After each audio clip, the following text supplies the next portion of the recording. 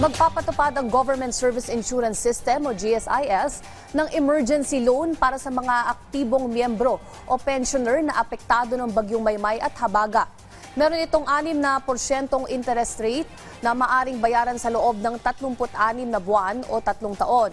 Maaari pa rin itong ma-avail ng mga miyembrong may existing loans bilang dagdag tulong pinansyal sa mga apektado.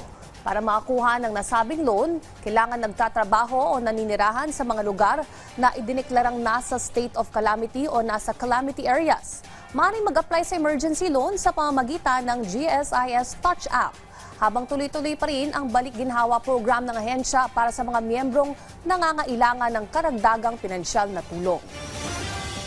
First po, please monitor po ang aming website and our other official channels para po makita nyo kung nasama na po sa listahan ang inyong lugar para po kayo ay makapag-avail ng emergency loan kung kailangan nyo po. Ito naman po ay hindi pwersahang loan.